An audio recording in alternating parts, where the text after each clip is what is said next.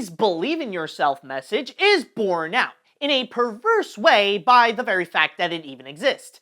And yet the whole thing remains nakedly idiotic. Pointless, joyless, and cash-grabbing, it deserves the brunt of our wrath because it showcases everything wrong with Hollywood. Lacks humor, wit, ideas, visual style, compelling performances, a point of view, or any other distinguishing characteristic that would make it anything but a complete waste of your time. All this and many more are how critics and audiences describe the 2017 Sony Pictures animation feature film, The Emoji Movie. Even to this day, some can debate rather if this would count as one of the worst animated features of all time. But no one can deny that this is easily one of the most hated. I can honestly say that there had never been a movie where it received so much backlash, starting at the moment when the concept was first mentioned to the public, and then when the film was released, it ultimately justified all the accumulative hate that it received, so much so that its legacy now resides as a shining example of Hollywood at its worst. How low they could go just to make something that they think can make a quick buck from audiences, and to top it all off, it became very common to find it on any list of the worst movies of 2017. I remember after seeing the film myself, I felt pretty disgusted how a movie of such poor quality could even be considered acceptable to be released in theaters. It felt like it was done by people who have zero knowledge on how smartphones work that would rather steal elements from other animated films than to actually put in any sort of effort to create an original story. With a movie that took every wrong path in order to build itself and is universally agreed to be an absolute terrible film, how can this movie in its current state even exist? But let's just stop and think for a moment, because you know what? That's actually a legitimately good question. Why does the Emoji Movie exist in the first place? I mean, think about it. If it were done by any other studio, they would have immediately pulled the plug the moment they see that the internet caused such an outrage by the mere mention of its possible existence. And yet, one company didn't and let it happen anyway. With that question in mind, I decided to do some research onto the making of the Emoji Movie and where the idea even came from, and let me tell ya, this is the kind of project where the stars and the planets have to align perfectly in order to have such a disastrous film like this come to life. So, why does the Emoji Movie exist? Let's find out. Now, our story begins back in January of 2015 at DreamWorks Animation. Yes, I know it's a Sony film, but don't worry, it'll make sense later. Sadly, at this time, DreamWorks was at its lowest point due to the disastrous financial results of the year prior. Sure, How to Train Your Dragon 2 was a great hit with both critics and audiences, but the other two films released in that year, like Mr. Peabody and Sherman and Penguins of Madagascar, were both box office bombs, and the company ended up losing a ton of money because of it. So at that point, then CEO and founder Jeffrey Katzenberg decided that DreamWorks needed to go through some major changes. The business model of mass-producing 2 to 3 films annually can have some really bad consequences, so they have to cut it down to 1 or 2 per year. The company had to go under new management, with many of the leaders leaving, and the biggest loss of them all, the sacrifice of the Redwood division and around 500 jobs. One of these people that were laid off was Anthony Leondis,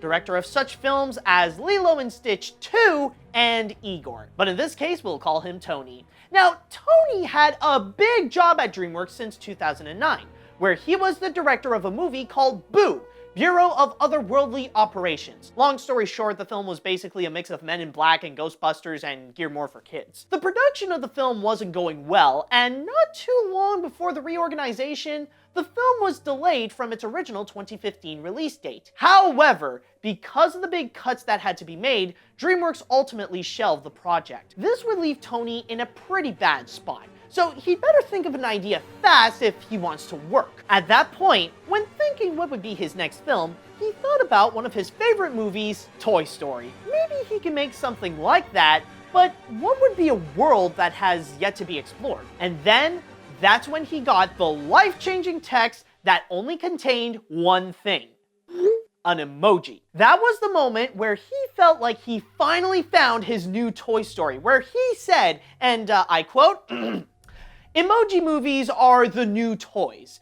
They're the toys of the 21st century. Kids use them, parents use them, grandparents use them, and they're a way for us to express ourselves. So that's when I thought, oh my gosh, that's a world I want to explore. So after collaborating a bit with writer Eric Siegel, Tony finally found his next project that he would work on. By the way, I just realized that we're talking about what many people call one of the worst animated films, and that it all began as one person's idea of creating his interpretation of Toy Story. Why does that sound familiar? But anyways, this is not really the part that would answer our question. Sure, it's where the idea came from, but let's be honest. We all had that one idea that we thought it would be awesome and only ourselves would think that it would be awesome. The real question is not about the idea itself, but rather how it got turned into a reality. Now for that, let's move a bit ahead to February of 2015. Where we shall now take a look inside Sony Pictures. At that point, the company was going through the aftermath of what was known as the Sony hack, where thousands of private emails got leaked onto the internet, revealing all of Sony's dark secrets. Allegedly, it was said to be done by the North Koreans because they were upset over the existence of the Seth Rogen and James Franco comedy The Interview, where it was about the assassination of Kim Jong-un. Now, this left the studio completely shattered into pieces, and the only way that they could fix themselves is for the whole place to go under new management. The chairman went from Amy Pascal to Tom Rothman. The president of Sony Pictures Digital Entertainment went from Bob Osher to Randy Lake, and the president of Sony Pictures Animation went from Michelle Ramo-Couillat to Christine Belson, who previously was the head of development at DreamWorks Animation. Upon taking the job, she was given possibly the most difficult task of her career: rebooting the reputation of Sony Pictures Animation. I won't go too much into details, but according to one of the hacked emails, the animation studio was an absolute mess, completely disorganized, animators hate their jobs, great talents are gone, and no respectable filmmaker would want to be caught dead at the place. Yeah, Christine has a lot of cleaning up to do. So one of the first things that she did was to immediately hit the big reset button. With the exception of a reboot to the Smurfs and a sequel to Hotel Transylvania that was almost complete, any production that was being made at the studio before she came in was immediately put to a halt. These include a movie about Medusa that would have been directed by Lauren Faust, and 2 Genndy Tartakovsky projects, including an original film called Can You Imagine, and a computer animated feature of Popeye. Now, the last one is very important to remember here, because that would mark as the first time that the public lost a lot of their trust to the newly formed Sony Animation, and it would even play a little role later that would really bite them in the butt. With all that said and done, Christine's next step was to rebuild Sony Animation in a way that she believed would function well. These include changing the business model to releasing 2 to 3 animated films a year, because that certainly won't have any serious consequences if something doesn't work. Am I right, DreamWorks? And also to be in pursuit to find new potential franchises that could fuel the studio. The latter is a top priority because honestly, when you look at what they have, they really don't have much to capitalize on, and it's been a while since they've done anything new. And so the hunt for a new IP to add into the studio's collection would go on until a few months later in July, when one project really caught both Christine and the people of Sony's eye. It was a concept for an animated feature that would be all about emojis, and it seemed pretty promising with a lot of branding potential. But if they want it, they have to act quick. What I'm about to say sounds crazy, but back then, this was a hot ticket item. Both Warner Brothers and Paramount were also interested to have this idea, and from there, a 3-way bidding war occurred. The battle was pretty intense to claim the prize, but none wanted it more than Sony. So after all that, Sony Pictures Animation came out on top and won the bid that was said to have neared 7 figures. When the news first broke out that Sony bought the rights to an Emoji movie, people thought it would be too stupid to be true. I mean, with such an unappealing concept, there's no way that Sony would be serious to make an entire animated feature based around emojis, right? Fast forward to April of 2016, when Sony announced that they are seriously making an entire animated feature based around emojis. But during that time, not only did the company announce the project, but they also revealed who would be the stars of the movie. Now, when I say stars, you'd expect me to say the leading actors like TJ Miller or James Corden. Oh, but no. The stars that Sony was referring to here were the apps like Facebook, YouTube, and Spotify, which, when thinking about the movie itself, that mentality makes a lot of sense in terms of some of its bad decisions, including the one time when the film had to literally stop everything in order to teach audiences how to play Candy Crush. We have to match up the candy so the gene will drop to the bottom. And we can't match him with any yellows, or else... Oh, don't do that! As production would go on, there was a high sense of doubt for the project within the industry.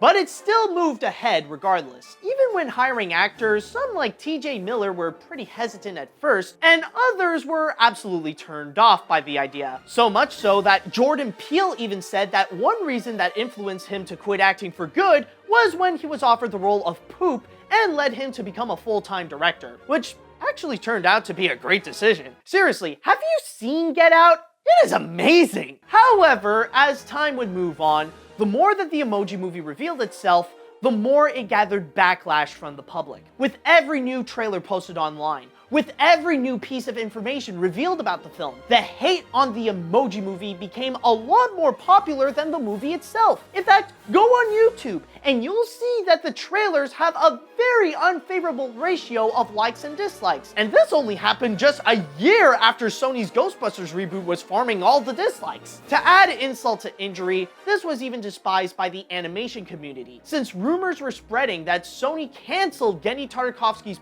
Popeye so that they could make room to produce an Emoji Movie. Even to this day, some people still have a grudge against Sony for not giving them Popeye. But regardless, the project managed to be complete on July of 2017. Now, I would like to take a moment to talk about its production time, because that is actually really fascinating to look at. If you guys are familiar with the process of animation, then you probably know that the average animated feature would take around 4 to 6 years to make, from a simple idea to the finished product. With the Emoji Movie, however, the time between Sony picking up the project and releasing the film is only a span of 2 years. Even if you add the parts before with Tony thinking of the idea, at the most, that would only be a few additional months. This would leave the film with no time for any revisions, touch-ups, rewrites, improvements on the story or character development. Nothing! The crew could only work with only what's been handed to them, regardless of the quality. So what's with the rush to make this? Well, according to Tony himself, the production had to only last for 2 years because of the rapid rate of the evolution of technology. Smartphones will not be the same as they were back 4 to 6 years ago. So the crew had to speed up the process in order to stay current with the times. Otherwise, the technology presented in the film would be considered outdated by the time of its release. Now, some would argue that the film was already outdated when it hit theaters regardless, but that's a different story. The Emoji Movie was released on July 28, 2017, accompanied by a Hotel Transylvania animated short called Puppy by Genndy Tartakovsky. I mean, with the way that Sony finds that the only use for Genndy is to just make Hotel Transylvania stuff, he might as well. But throughout the movie's run, it actually turned out to not be the financial disaster that people were expecting. Then again, people were expecting it to make zero. The movie ended up getting a total of $86 million domestically and $217 million worldwide. Now, the reason why Sony didn't lose money on this is for 3 reasons. One is the marketing. Debatably, this movie was marketed much more than most Sony animation films, with many product tie-ins and a variety of posters featured everywhere. 2, the critics. I know that sounds crazy because they were pretty much destroying the movie, but I'm not referring to what they say, but rather when they say it. Sony strategically told them that they are only allowed to release the reviews just the day before the movie would come out. That way, if there was any casual moviegoer that was interested to see the Emoji Movie, then the reviews would be too late to influence them to change their minds. Let that be a lesson to you kids. If you see a movie where the reviews aren't out at least 3 days before its release, then that means the movie is bad and the company knows it. And 3, it's because of the movie's budget of $50 million. For a wide release mainstream animated feature, that is actually shockingly low, since the average modern animated film would cost between 80 to 100 million. Going down to 50 would bring up the question if the animators were even paid well for this. I mean, we are talking about the same studio that's been known to treat its artists like paper, so you never know. With all that said, showing that it was profitable, would this count as a hit for Sony?